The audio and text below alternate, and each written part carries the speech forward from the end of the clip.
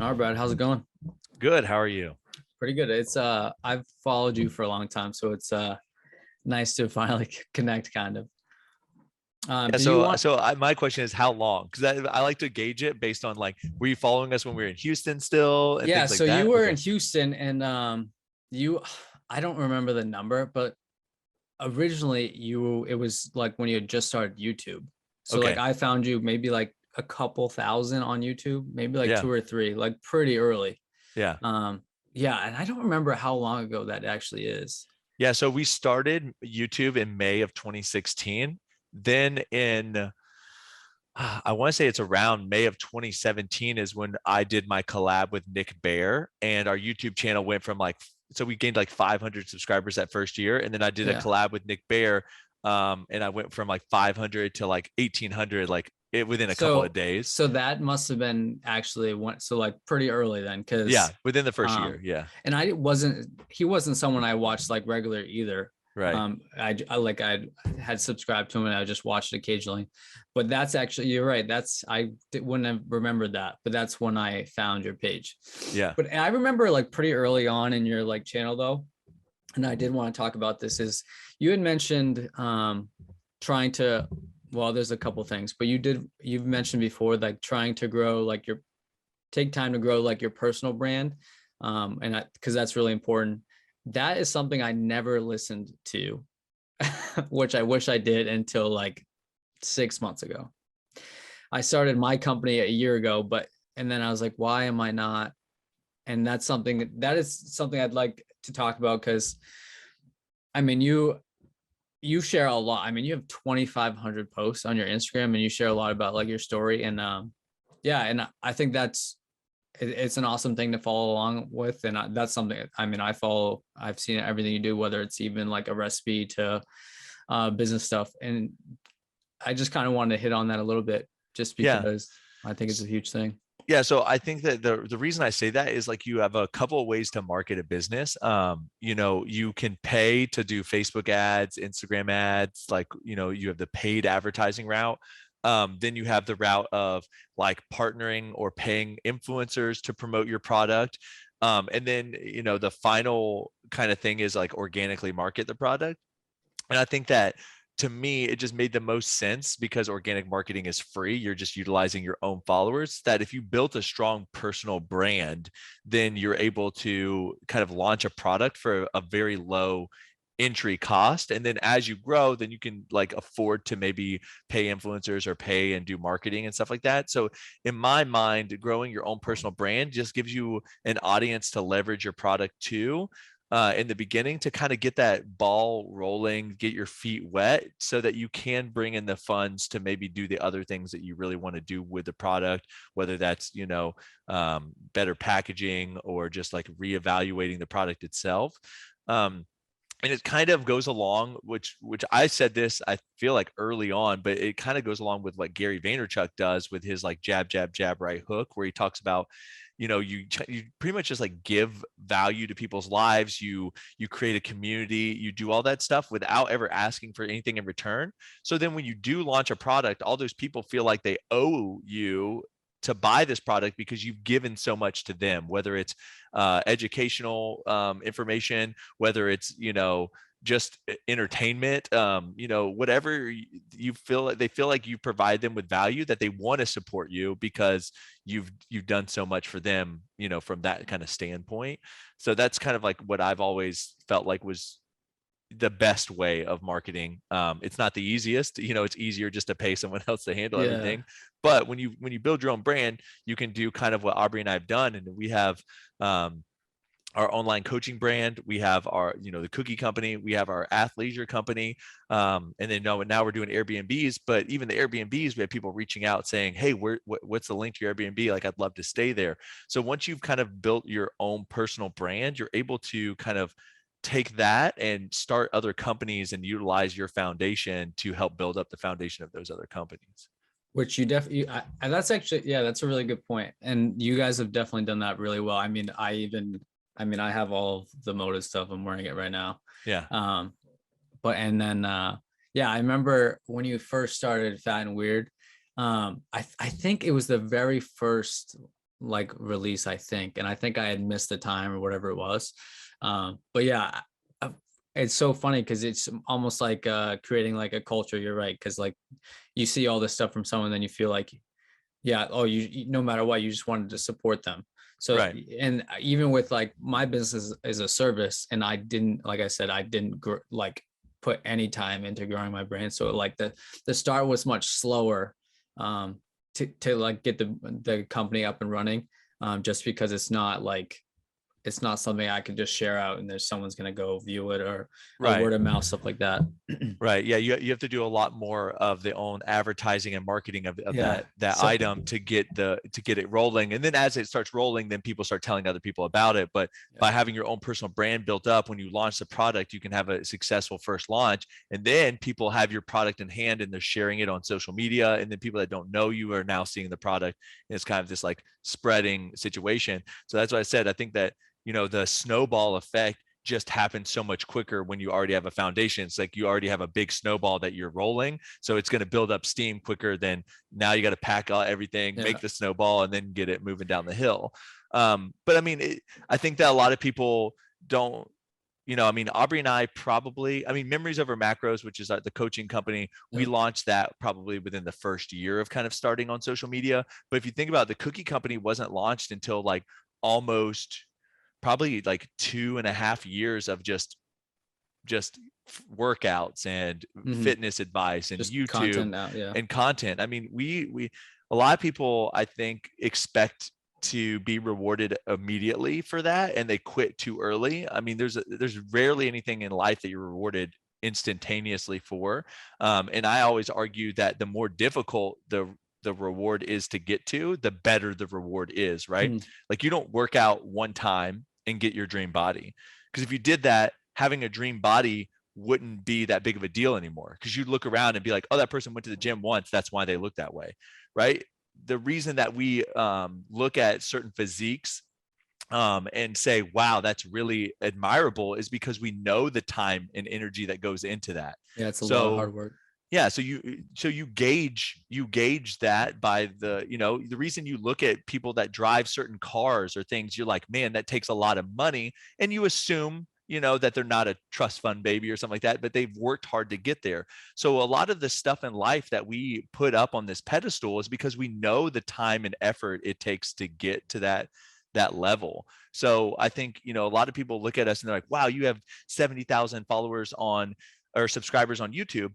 And I would say, well, that's we spent a whole entire year with under 1,000. Most people would have quit. We weren't getting paid. We probably spent $5,000 on all the camera and equipment, not to mention time. Yeah, even when And you get to that, it's like super minimal. Even when you yeah, get to like the monetary, right. And it's like even nothing. even Yeah. to this point, like there's people I know that have spent 5 years on YouTube that have 700,000 subscribers.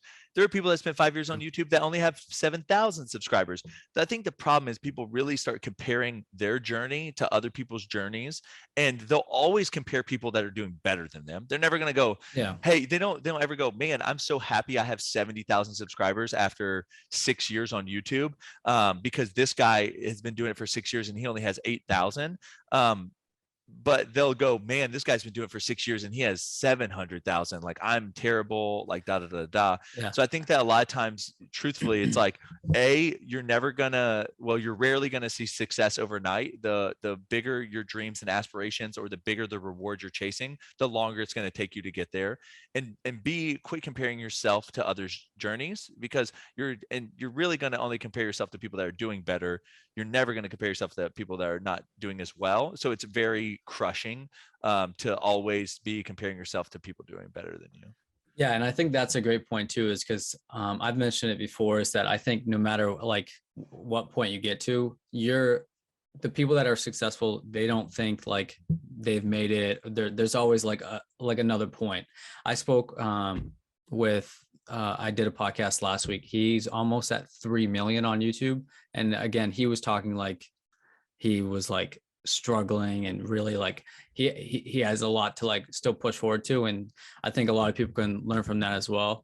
And I know you've even mentioned before, like when you had first started YouTube, like it takes a long time to even grow. Like you said, you were stuck like under the monetary like number, which is like 1,000 subscribers for a while. And you had mentioned that this is way back now, but saying like you had, I believe you had said like you had lost friends and stuff like that just because they like, why are you doing these videos, stuff like that. Yeah. Yeah, we lost a few friends that like seemed like they were supportive of us doing YouTube, but then they kind of started like making fun of us. Because at that time, we were in Houston, so there were bigger vloggers. Christian Guzman Yeah. is in Houston. You have Shali and Russell, Nick Bears in Austin. I mean, you have a lot of like big fitness content creators there. So they kind of like made us out to be like posers. Instead of it seeing as like these guys are startups and like I see potential and like we want to support them because they're going somewhere, they like kind of like treated us like we were wannabes and posers, and they had like like, oh, look at these people, they're only getting 100 views on their video, and like making fun of us.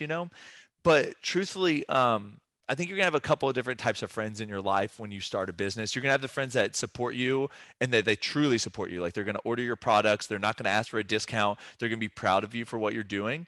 But the real thing is you are gonna have friends, and I think this comes from a place of fear. They're scared they're gonna lose you as friends because they see you trying to go upward mobility with your life. They see you trying to better yourself. And what happens is they realize they're not bettering themselves. So they almost feel like you're going to leave their friend circle because you're essentially like trying to level up, and they're not trying to level up. And so they want to almost like keep you down with them. It's a weird thing. I think like if you really think about it, maybe you even have had emotions that when you really think about them are negative about your friend going out and doing something, and it may come from a place of jealousy, or it may come from a place of just like, I really like this person and I'm scared they're going to get so busy and not have time for me anymore. But I think we all kind of have had friends before where we may get like this kind of like what we would later look back on and be like, man, that was kind of like a trivial or negative emotion to have about my friend that had something really great happen in their life. And I think it really does come from jealousy a lot of times. Yeah. But those kind of people you just have to cut out because they're anchors instead of sails. They're not helping you get to your destination. They're holding you back. So Yeah. No, that's a really good point of view too. And I think, yeah, even while you're saying that, like I have like people like going in and out of my head too, especially like, I mean, whether it's like the podcast or my business or whatever it may be. Yeah, there's definitely certain levels to that. I'm going to jump around a little bit because you talked about, because you have, how old is Letty now? I don't remember your yeah, so daughter. Scarlett just turned one like 3 weeks ago. I said next week she's 13 months. I don't know when you get to stop saying like months old. I feel like after two, then you can just be like, oh, they're two, they're three. But like Yeah, I think because so many milestones occur in that first year, people want to know exactly what month they are. I Because if guess you're like, that's oh, true. she's Yeah. 1 years old, even though she's like 14, 15, 16 months old, people will be like, wow, she's really advanced for one. But you're like, oh, well, she's really like a one in a couple months. And then it Yeah. like makes sense, right? So I don't know when you stop delineating months, but yeah, she's about to be 13 months old. So, So yeah, so I have a 4-month-old son. okay.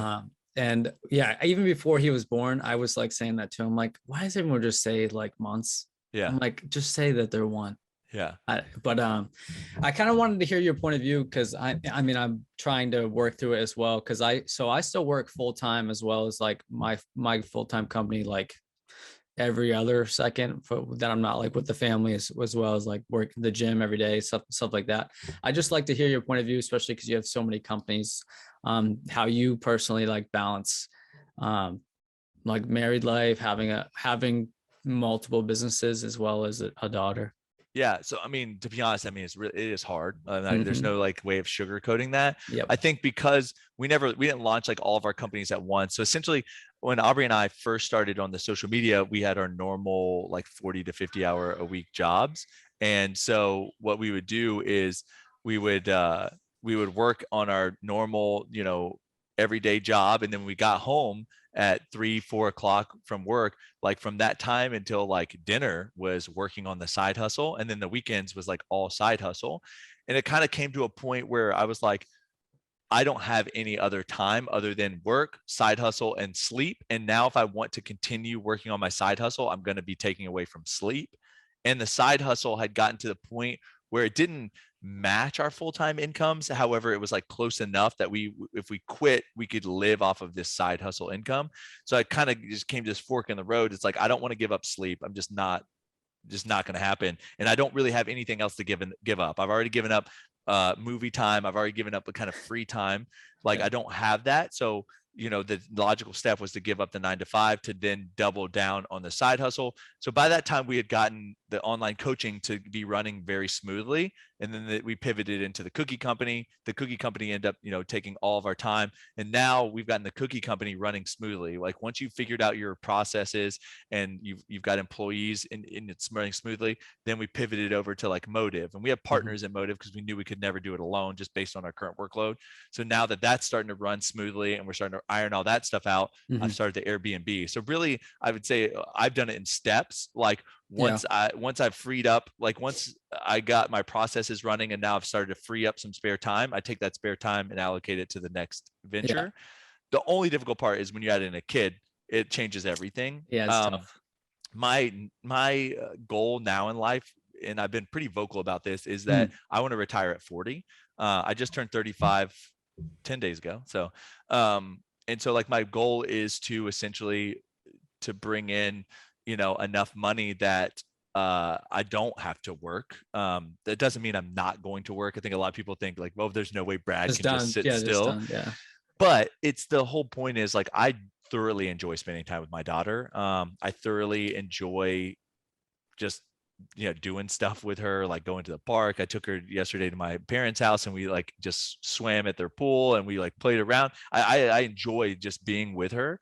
And so like my goals in life have I guess shifted to like I want to free up my time as much as possible by the time she's 5 or 6 to really just enjoy that time with her, because I know right now she's not going to remember a lot. I mean, she's around with the nanny and we do spend a lot of time together. But I know that truthfully, like when you ask her when she's 7 years old, like, what'd you do when you were 2? She's not going to remember. Yeah. And even me, like you asked me what I was doing as a baby, like I don't remember that. In fact, I don't even remember like 5, 6, 7. But the point is like I want to be there for the remainder of that memorable life that she's going to have. So that's kind of like how my goals and everything has shifted. And I'm utilizing a lot of the money that we've made from other companies to real estate, to just kind of set up more passive incomes. 90% of millionaires come from real estate. There's a reason for that. It's a good market. It's supply and demand. Like land is never going to be produced more of it. So, right now it's a weird time to get into real estate, but we've made some pretty good deals. And then I've bought some land that I'm going to do stuff on myself. So that's kind of my next venture, is the real estate aspect of everything. Because social media can be a cruel place. Yeah. No, I didn't know you had bought land, but that's awesome, man. Because I've seen some of like the Airbnbs that you put up. You guys turned that one. It seemed like pretty quick too. Yeah, and we closed on it, and 3 weeks later we had it fully renovated and had rented it out.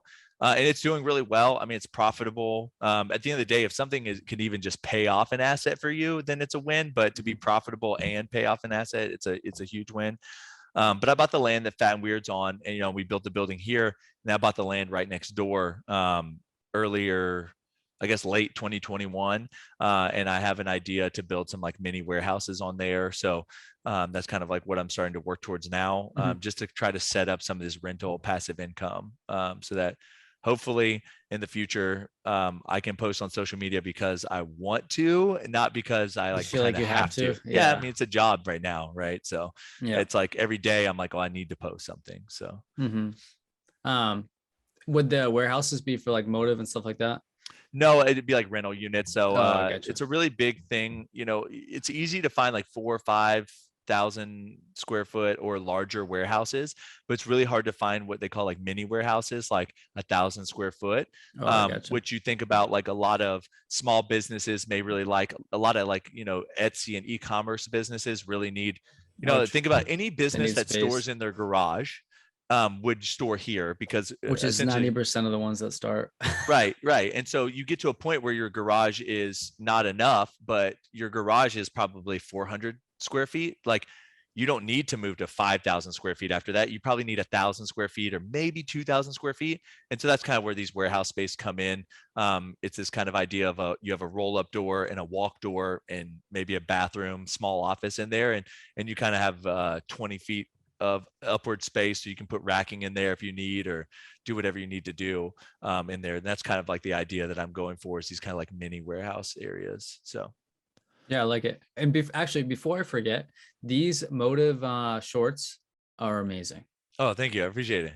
I think I don't remember the name. I don't think they're the Is it the Tempo athletic ones. one? Yeah, yeah, Or they're the one without the liner. okay, yeah, the athletic shorts. But Yeah. these ones, they're so good. Thank you. I appreciate it. I was gonna forget to mention them, but I was just like fix my pocket, and I was like, no, I have them on right now. Yeah, we are restocking like all of the men's stuff in like different colors. And then the one thing I really wanted was to add a back zipper pocket to Mhm, the joggers. So we've mhm. added a back zipper pocket to the joggers. I really like that to put your wallet in or stuff like that. So we've added a back zipper pocket to them as well. Awesome, I love it.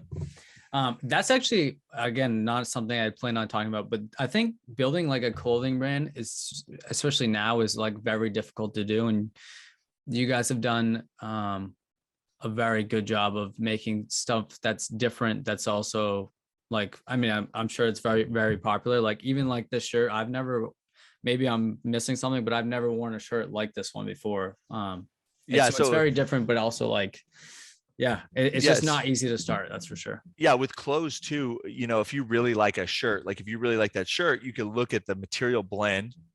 You can send it to a manufacturer overseas and they can mimic it. However, we've figured out processes that the clothes go through in order to give them a unique feel. So even if you took that shirt and you loved the way that it felt and you tried to order a shirt online that was the same blend, it wouldn't feel like that, just because there's some processes that we put our materials through Yeah. that change the feeling of the materials.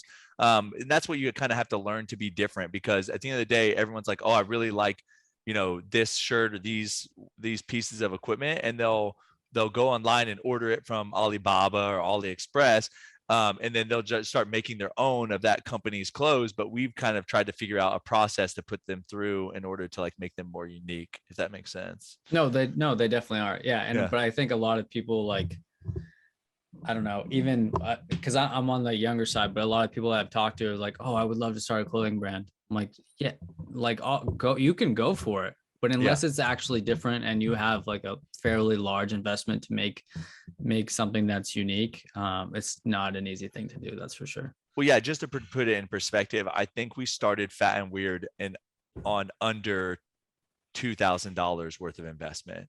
Oh, okay. Because like if you think about it, like it was really just like build the website, buy the Yep. first batch of ingredients, get your food permit, and we were renting out a space. So the Yeah. space was an hourly rental. So I mean, maybe not 2,000, but definitely under $5,000 is our initial investment.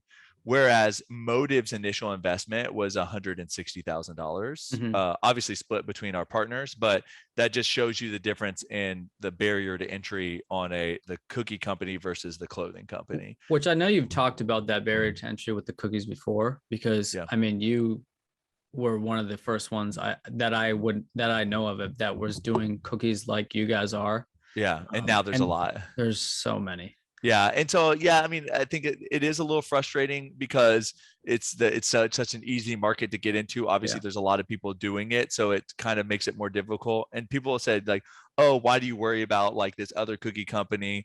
And the truth is, like, I don't worry about them per se, but like, Mm. if there's now 70 cookie companies out there and they're taking like now 3 people that used to be ordering from you are now ordering from these other cookie companies, like that's 200 orders a week that you're not getting that you were getting before. Mhm. You know, and if you say average order value is like $50, like that's $10,000 a week now that you're not getting that you used to be getting. Yeah. So that's a big deal. However, you know, at the end of the day, we just stay true to ourselves and know that like um are other cookie companies out there better than us? I honestly don't know. But I know that we were the first to market and we're very unique. And Mhm. most of the time when you go to those other cookie companies pages, they're following Fat and Weird. And so I feel like they It's get a funny. lot of inspiration from us. And at the end of the day, like I truly hope that everyone does get to chase their dreams. So I've said it, you know, if you deep down inside always wanted to start a cookie company, like I support that. I don't like when people start a company because they think someone else is making a lot of money or doing really well and that's why they want to start it, because that shows up later in life. Like if you're not truly passionate about something, you're never going to be able to do anything. Like when people talk to me about the cookies, they're like, man, you really are passionate about cookies. And I was like, yeah, I It's love so them. funny. Yeah. So it's just, you know, when you're truly passionate about something, like it shows. So Yeah, and well, you and Aubrey always did that, like team cookie versus like team donut forever. Yeah. So it's not Yeah. like it was like out of the blue. I Right. think I think anyone that someone follows that you can tell, like another example is like you with cookies, or like Max shooting Max even with with sour like strips. Yeah. yeah. I mean, God, he's been talking about sour candy forever, so it made sense. Yeah, and it makes it Um, like Christian with energy drinks, like that guy who drank like monsters all the time. And he starts 3D. So yeah, a like long all that time stuff, after, like yeah. yeah, that really makes sense for certain people. Yeah, no, and I think you do a good job of like staying true to like what Fat and Weird is, as well as like I mean I'm sure most people are pretty loyal, and you guys are like always innovating as well. Like you have the protein spreads, stuff like that. So Yeah, that we have our edible cookie dough now, which has been yeah, really good. And then the flatties, a lot of people have really enjoyed the flatties. They're like just more traditional cookie. yeah. I think the one thing that I regret with Fat and Weird is like I wanted to be so different that I didn't do things that would do well from the beginning. Like, people have been asking, can you just get a basic chocolate chip cookie? And I was like, well, that's not Fat and Weird to make a basic chocolate chip cookie. Mhm. But at the end of the day, like, I don't think you should ever say no to something that's so mainstream. We probably should have just released that as just a safe bet for people to start at least dip their toes in the water. I think, to ask people to immediately go from eating flatter, like regular cookies to like these big stuffed ones, it can be a leap for some people. So I wish that we would have probably done like flatties and stuff a little bit sooner. But in general, I am happy with how we've handled Fat and Weird and everything that we're doing. The next step is just to franchise and hopefully open up in other locations. So But at the time, like getting like a big cookie like that was exciting. Like that was a yeah, fun, yeah. So that was a yeah, fun thing. I mean, especially like the flatties, because my fiance, I don't know, she must order every week, and I've been dieting for, I think I'm on, yeah, 4 months or whatever. So I swear we get a box in, and then she's like, "Do you want to try?" I'm like, I have like a couple like the ones that I like in the freezer for yeah. later. Waiting for you. Yeah. I'm like, oh my gosh. But yeah, I think she does the flatties because she doesn't feel as bad if she has a bunch. But anyways, yeah, no, they're definitely great. Well, a lot of people like them too, just because they're like they just kind of more of that like gooey on the inside, crispy Yeah. edge cookie, whereas the stuffed cookies can kind of come out more a bit on the cakey side just because they're so big. So, but Um, Another thing, so I kind of mentioned it briefly, is I've been talking about risk a lot, and I think part of that is because, well, starting a business and then like quitting your full-time job, like those are really big risks, and I'm like on the very edge of that, because you had mentioned like once you're out of time and then your side hustles, I am like right here. So kind of messing with my head a little bit about like, yeah, I mean, I've been doing things that make me uncomfortable and trying to continue to grow like my brand and my business. And yeah, I think maybe talking through some of like the thought process and like how you dealt mentally with like quitting your full-time job. Because I think you guys went on the like sold your house yeah, and then we went on the like pretty road for much a sold while. everything. Yeah. Yeah. So I think that I'm going to share with you the best advice that was shared with me about Yeah, this. please. And that was from Rob Bailey, if you're familiar with Rob Bailey. Yeah. But we were friends with them. I wouldn't say we were that close with them at that time. We were sponsored by them, and we had met them a few times to the point where like we had exchanged numbers, and I felt comfortable that I could call him and talk to him. And so I called him and talked to him, and essentially, like I told him the same situation that you're in. Like I'm at this crossroads. I don't know what to do. And his advice, or I guess what he said to me that just like really kind of stuck out, was he said, um, what's the worst thing that happens if you fail? So like if your company, if your side hustle fails or you leave and it's not what you imagined it would be, like what's the worst thing that could happen? And I kind of was like, well, I kind of would just be like, I'd have to get a job I would have to Another like job. apply back to my old job or like get another job. And he's like, so the worst thing that could happen is that you're pretty much back where you are right now. And I think once I really framed it and put it in perspective that like the worst situation that I could be in is back where I'm at now, maybe a little bit less money, obviously a little bit less time, Mhm. but I'm back here. I think that's when I realized that like the biggest risk is all things that I've really put on myself and my ego, is that like I risk other people, like what other people are going to think about me. I'm scared a lot about like how I'll think of myself if I don't make it. And when I realized that there's no actual like negative repercussions other than, like I said, maybe a little less money and a little less time, you know, um, then I realized that like a lot of this, the risk that I was putting was me holding myself back. Mhm. And that's kind of like when I made that leap, is that, you know, at the end of the day, the only thing I can control is myself. So why not gamble on that? You know, like when you're gambling on a bunch of cards, like you're hoping they're going to flip over Yeah. that ace when you have that jack showing, that you have a 21, or you're hoping you're going to beat the dealer. But it's me versus the dealer, like no cards, just me versus them. Like I'm going to bet on myself every day because I think I'm capable, I'm smart. So really when I sat back and I looked at it and I go, the worst place I'll end up is, you know, back here trying to find another job, you know, that's the worst case. Like that Mm. doesn't seem so bad. And I know that, you know, when you have kids, it can feel very daunting, but Yeah. you know, if you have a little bit of an emergency fund saved up and your side hustle is making some money and you're willing to like make some sacrifices, like, hey, we can't go out to eat. Hey, we really need to like set a strict budget and follow these guidelines and make sure that our cash flow is in a good place. Mm. You know, like at the end of the day, you have control of all those things. And if you can do those things, then, you know, why not bet on yourself? So You're getting me all amped up just friggin' listen to that. Yeah. The betting on myself thing is something like within the last year that I've like actually done. Like I've always like kind of like had, at least in my head, like whether it's like whatever at the gym or whatever it may be, but really actually like going for it and like trying to make myself like and have the confidence to do all these things. That is just a big friggin' risk. yeah. So Well, that's but I kind mean, of at the end of why the I've day, like talking the about real it. risk is, like I'm saying, I is know. your biggest concern is probably what other people are going to think about you if you don't make it, and things like that. Because at the end of the Mm, day, if you're talking about financially, if your side hustle is getting close to matching your job, then really there isn't the risk there that you think there is there, unless you're yeah. like all of a sudden it's going to tank. Well, if it tanks, then you'll have to get a job. And I guess truthfully, in my mind, I can think of probably 100 things I could do besides re-enter the corporate world to make money in Yeah. order to float It's true. something, whether it was like, okay, I need to start personal training people again. I have an audience built up. I can do that. I need to launch a new product. I need to do something. Like I could figure out a way to bring in, you know, a couple $1,000s a month if I had to.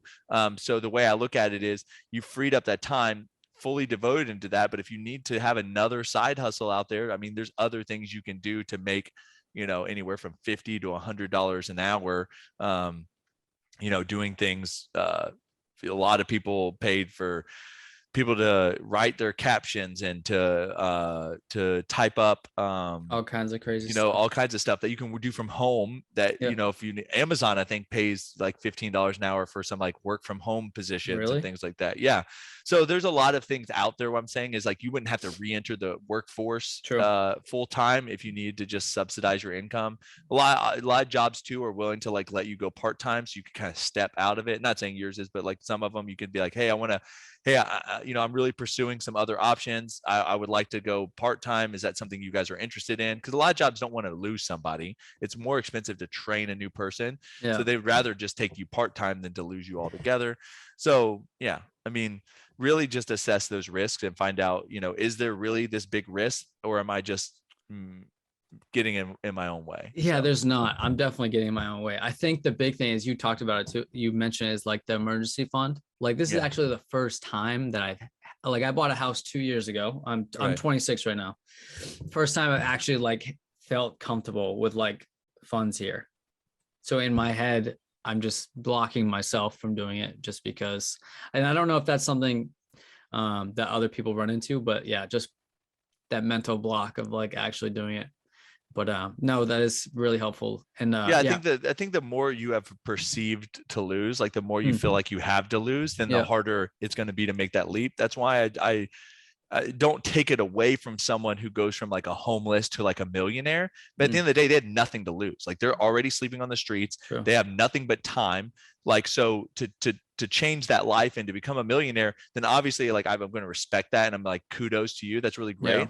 But for the person that's earning $50,000 to $100,000 a year as like this quote unquote stable middle class American, to then go from like average or content to great, I think is a larger leap in my opinion, because the opposite of great isn't bad. The opposite of great is actually good, Yeah. because when you're good enough, and you're never going to strive for better. Whenever you are comfortable, you never strive to go above and beyond. I've told people the hardest part about owning a company isn't actually owning the company, it's growing the company. Mm-hmm. So the growth is the uncomfortable part. The growth is the difficult thing. Actually starting the company isn't the hard part, or maintaining the company. It's the growth. And that's just like you as a person. Like personal development is hard. When you yourself are trying to grow as a person, that's the hard stuff. Change is the hard part. So staying where you're at is easy. Mm-hmm. I think actually that's a good point too, is like trying to develop like yourself as an individual. Part of the podcast, I think my overall goal is to like bring different perspectives from like whether it's like a YouTube or business owner or someone that's trying to work up in their own company, stuff like that. I think everyone brings a unique perspective on how they're approaching things, whether it's trying to quit their job, like we were just talking about stuff like that. And like even with this podcast, I am pretty busy and I have like a really small circle. This is allowing me to talk to people that I would never normally have the chance to talk to, especially, I mean, I followed you for probably 6 years now. It's not like I know you. I just follow your pages, stuff like that. So I think, yeah, that's something that I'm doing, but I think it's important to like step out and do those kind of things. Yeah, something I felt passionate about too is mentorship. It's something I just really enjoy doing. I like that a lot. I haven't really thought about starting a mentorship program, just because like sometimes the thought of starting something else on top of everything I already have going on is like very overwhelming to me. Yeah. However, I did make it one of my New Year's resolutions, so it's something I probably need to get on soon, is to start a mentorship program, because I know people like you would probably be very interested in a Yeah, I love mentorship it. program where you got to weekly connect with me, ask questions, and go through that. Not to mention there's other people that you would kind of be in a circle or group with, that you can kind of bounce ideas off of. I joined Rob Bailey's for a month just to kind of get an idea of like what it was to offer. How was it? It was, I mean, it was really beneficial. I think it's very beneficial for people that need to have their feet held to the fire. I'm not one of those people. I kind of like, once I get an idea, like, good luck stopping me, like I'm running full speed at it. But there are a lot of people out there that kind of just like need a little bit more reassurance. And I think it's just because I've been put in the reps, right? When I go to the gym, like I know what I'm doing. I'm boom, boom, boom, like I'm going. Whereas if you're a new person to the gym, It's you tough at need to, first, yeah. yeah, it's tough the first time. So not saying that I'm better at it. I've had more practice. So I think that, a mentorship group would be good for someone like you, or there's people that are just hesitant to do it because they, fears holding them back, or maybe they're just like don't know where to start. And so I think a lot of times those mentorship groups help those people a lot, just because you're like you're with people that are like-minded, people that have gone through similar situations as you, and so you're kind of gleaning experience from the advanced, the intermediate, and the beginners. And so I find it to be very beneficial. But one other thing I want to touch on is just that like a lot of people want to be entrepreneurs, and not everyone should or needs to be an entrepreneur. Just going back to Rob Bailey, you have Austin Rags, his like second in command, and He like has you, no desire to do yeah, and that. you need those people though. Yeah. Like you need the Steve Jobs to Apple. Like you need the people that are not the owner of the company, that are want to take a vested interest in the company, are rewarded when the company does well. And those people like are very, very crucial to that. I joke that Aubrey is kind of like that person for me. But we do have some now physically in the companies as we've grown that are more of these like facilitators. Like I'm like a visionary sometimes. Like you'll talk to me and you're like, Brad, slow down. Like you just spit like 5,000 ideas and they go from throwing Cookie Fest to break a Guinness World Record to launching miniature stuffed cookies, right? They're like on the spectrum all over the place. And so you need those people that can kind of either help you harness your ideas and put them into action, or just facilitate, the next step for those things. Just because you are involved in like so many different things. So If you have another Cookie Fest, we will be at the next one. yeah, we actually just talked about today. We're trying to decide if we're going to do it in March, because the date we were looking at in February is already booked up. So March, and then I just got the phone with Josh, who owns PE Science, which is a supplement company we're sponsored by, and he was like, "Hey, would you be interested in doing it in Tampa? And we could do this really big event." So we've kind of like talked about some different stuff. Not quite sure yet what we're gonna do. I guess I probably have another couple months to really iron it out. Yeah. I'm meeting early May with someone that's like wants us to franchise Fat and Weird. So maybe they're like, "Hey, well, let's do a franchise in Tampa at the same time as you throw a Cookie Fest and like culminate this big event." So I have ideas all over the place. I never have a lack of ideas. I can tell you that. So how do you, yeah, I guess that's good too. Cause I don't have the time for it, but I have like two other ideas. You had mentioned like you always have like things that you want to do. How do you just pick like, let's keep this on the back burner, like the smart decisions to like put your time towards? So I guess it comes to a couple of different things. One is just like return on investment, like what's going to make the most money for the amount of time that I have to put into it. Yeah. And then, the other one would probably be, what do I enjoy doing? Because as you get more financially secure, you start taking on projects that aren't necessarily the best ROI, but like you're going to enjoy doing them. Because I used to be, not that I chased money, but I knew that I needed money to do the things I wanted to do. So I definitely put a emphasis on money. But as I've gotten older now, I've just like, money buys freedom for me. Money buys time for me. So you really just need to be careful that you don't spend your whole life chasing the dollar bills, because there always will be more dollar bills to chase. There'll always be more things to have. You really need to make sure that you're trying to attain a life that you want to live. And I think that's, the difference. That's different for everyone. Some people are completely content. Hey, I only work 40 hours a week and I have all this free time with my family, and I don't really have a stressful job. Like, this is my life that I'm happy with.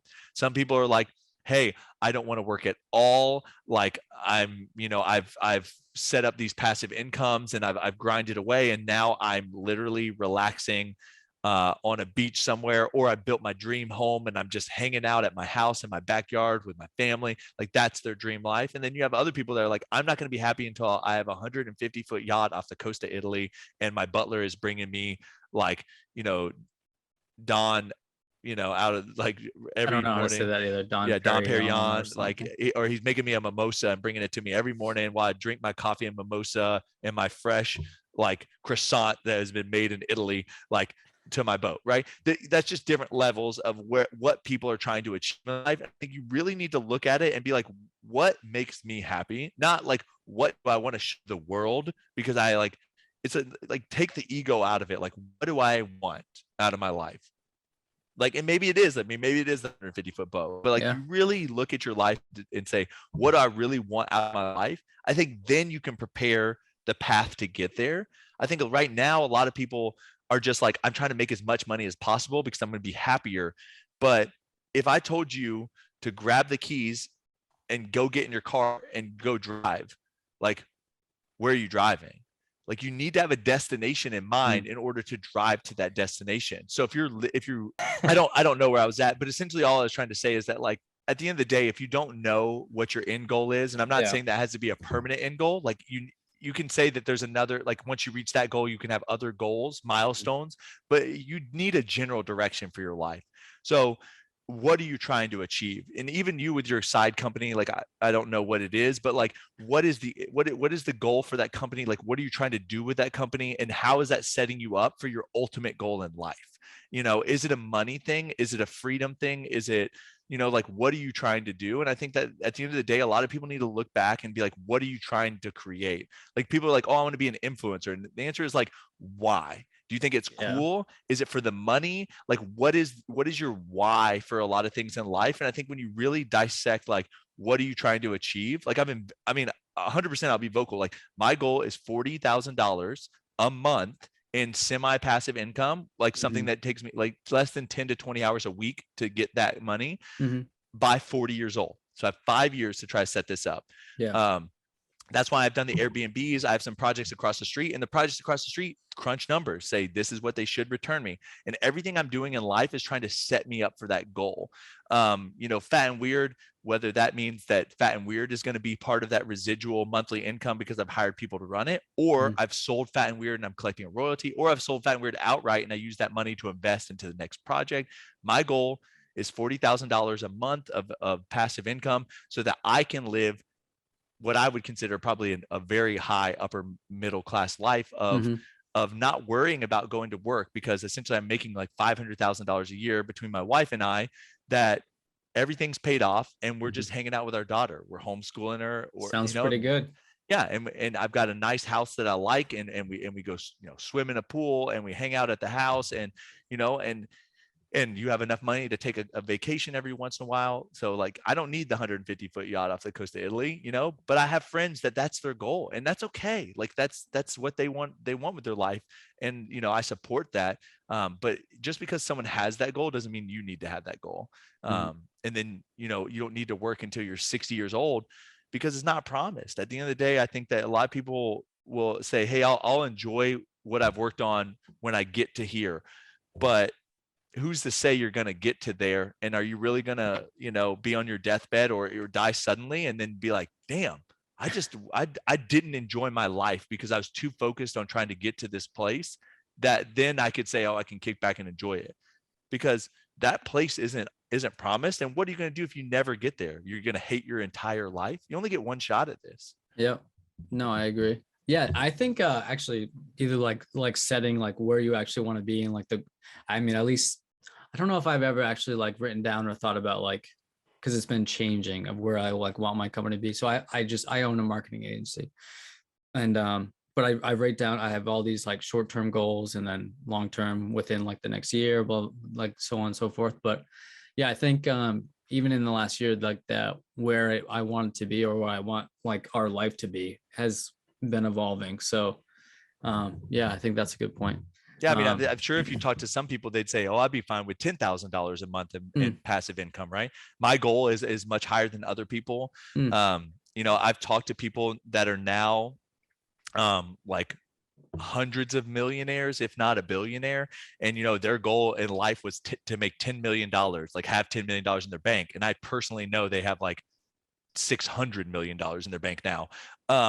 And they're not stopping. But that's fine. You can reevaluate your goals. Obviously, your life can change as it goes on. But I mean, just what would you consider like this is it? Like when I get here, like I've made it, and then set your life up to get there, and also enjoy the ride to get there. Because if you hate the whole time you're trying to get to this goal, I just don't think that's a very beneficial life. And I did spend the past couple of years a little bit too deep into the company, and I was really getting worn down because we weren't taking vacations. A lot of that was COVID plus pregnancy, then having mm. the baby that can really wear on you. So just make sure you're doing some stuff for yourself as well. Because at the end of the day, there'd be nothing worse than like to end up on your deathbed and think back and be like, wow, I really wasted a lot of time uh, focused on things that I could have let go and enjoyed it a little bit more. So That's probably a good point, because that is not something I do very well. Is we have like I have the time with like the family, and then he goes to sleep, and then it's just yeah. I haven't really left that time, especially with like vacation stuff like that. yeah, Coming up here, I know you love cruises. Do you have well? I'm getting to like the last couple of things. Favorite? Do you have a favorite destination, or you just enjoy cruises? I just enjoy cruises. In fact, Yeah. sometimes we don't even get off the boat. Like when everyone else gets off the boat and it's empty, it's like having a resort to yourself. Which I haven't been on one, So but that's a crazy thought that I wouldn't even like. You dock at this place and you don't even get off. But yeah, I mean, there's been multiple cruises that I've either been there before or like there's nothing I really want to do. Yeah. And as far as like a lot of when I've gone on cruises with my friends, especially people like you guys that are like from places that don't have beaches like me. Like they all Yeah, want to like, let's go to the beach, let's go to the beach. But because I live in Panama City Beach, like the beach is not really this novelty to me. So I'm like, hey man, everyone's off the cruise. I got the whole like that's pool true. to myself. Like I'll go to the gym, it'll be empty. It's like a very relaxing situation for me. We don't have any cruises planned for now, but I think Aubrey and I are going to try to shoot for one in October. We have some winners of some of the coaching that we do a cruise is the Mm, giveaway. which, yeah, that's awesome. So we have some winners on there that are ready to take their cruise, and then the coaches all want to go. So we'll probably like just put it out on social media, like who wants to go on a cruise with us. Yeah. Try to get like some blocked rooms to get some better rates and turn it in. The last time we did that, we had like 4 other couples that were not part of our group come on cruises, which was a lot of fun to like eat dinner with them and mingle and stuff like that. Cool. I like it. Last thing that I have, like, that I wanted to talk about, the Crocs. Yeah. Is that like just a dad thing? Because so I bought a pair maybe 2 months ago. So he's 4 months old. And I love them, other than I look down and your feet like look huge. Unless I Yeah. bought the wrong ones. I'm like, No, I think certain colors obviously make it worse. Like I tried on a red pair the other day and I was like, I look like Ronald McDonald. I can't do this. And I already have big feet. Like I'm just under 6 foot. I'm like 5'11" and a half. So I'm just under 6 foot, but I wear a size 11 and a half shoe. So like okay. it's pretty big feet for like my height. Like all my friends that are like 6'2" wear like 12s, and I'm like over here almost in the same size shoe as them. But so I already have what I consider like bigger feet. But I think for me, it just comes from this like convenience of being able to like slide them on, walk out the door, Yeah. do what I need to do, and then slide them right off again. And the fact that like you can go everywhere in them. Like I can wear them to the beach because I can just rinse them off. And so I think that's really the perk to me, and the price. I mean, they're like, I get them mine on sale most of the time, so like $40. They're cheap. But you even went to you like squatting them. You did 4 or 5 Yeah. the other day in them. Yeah, I Like, wear them oh to the my gym and God. everything. I don't know. They're practically like melded to me now. I feel like I just wear them all the time. But yeah, I think that's really the truth behind it, is like it just is such a quick, convenient thing. They are comfortable though. Yeah, I think that like when you become a dad, or truthfully, I've always been this way, where I just like care more about like comfort and convenience over what people consider fashion. Yeah, yeah. And right now it's like the whole 70s style is coming more trendy. Like people are starting to get like flared jeans again and like almost go this bell bottom route. I saw a girl in like straight up bell bottoms the other day and people were like, oh, your Really? outfit's so cute, and so like I think what I've learned is that like fashion comes and goes. People are going to say, oh, this is trendy, this is cool, but at the end of the day, like I really don't give a shit. Like if someone thinks what I'm wearing is trendy and cool, like I care more about comfort and convenience. And if all of a sudden what I'm wearing ends up being like the trendy, fashionable thing somehow, then great. But at the end of the day, like I'm not one, it's an ego thing. It really comes down to ego again. Why do you want to be fashionable and look cool so other people will look at you and be like, wow, I like what they're wearing. They're cool. They're fashionable. And I just decided that like, that's not for me. Like at the end of the day, I want people to like me, but I don't care that if they don't like me for what I wear. I mean, it just is. So I think a lot of people can get caught up on that. I mean, even to a while back, like I would have a car that I couldn't afford. Like if I have this giant payment, that's ridiculous. Like, and up until now, I like own my vehicle. Like I think you can get caught up in that no matter what. Yeah, I mean, you look at Aubrey and I. Aubrey drove a Mazda CX-5 for 5 years. It was a $32,000 SUV. And we have friends that have companies that I know of aren't as successful as ours that are getting Porsches and like all this stuff. And it's just, I've never really been one to indulge in those things because in my opinion, I'd rather put that money back into the company or take that same money to invest it into something else to make me money. Because like I said, I'm living a different life. Like my goal, right? If your goal is to have those flashy things and to live this certain style of life, then they're doing things that align with their goals. But my goal was to set up this passive income. So everything I'm doing in my life is for that goal. So I think a lot of times in life, either A, people don't have a goal, so that's why they're doing all this stuff that doesn't seem like it makes sense, or their goal is just not your goal. So they're doing things that align with their goal. So my challenge to you would be sit down. What is your life goal? When you imagine your perfect life, what does that look like? Now make your goals align with that perfect life and then start executing on those goals to get there, like your plans to get to that goal. I like it. I definitely should take a little bit closer look. It's very vague as of now. Yeah. At the end of the day, I mean, general areas will help, right? If I told you, hey, drive to New York City, you can start driving to New York City. But eventually you're going to get close to New York City. And you're going to need to know, hey, where am I going? Yep. And so I think it's okay to have generalities like, hey, I'm trying to get to this area. But as you get closer, you need to start evaluating it so you're not wasting your time driving to parts of New York City that you had no intention of being in. Yeah, I like that. So, I like it. Well, that's the topics that I had for you. Is there anything specific that that we were talking about you wanted to bring up, or are you good? No, that's good. I mean, I hope that you found this enjoyable. I feel like I dumped a lot of information on you. No, I love it though. I mean, and like, I think the best part is like, I'll say something and then it kind of, even if we don't know each other, like going back and forth on stuff that I'd like to hit on, or that you mentioned that I hadn't thought about before. So, but I appreciate it. And yeah, it's probably, and again, I like the conversations because it's stuff I need to hear. So, and I think a lot of people can learn from that, not just me. I started the podcast because I think it can create value, but it's selfishly also like just talking to like-minded people that I look up to is beneficial for sure.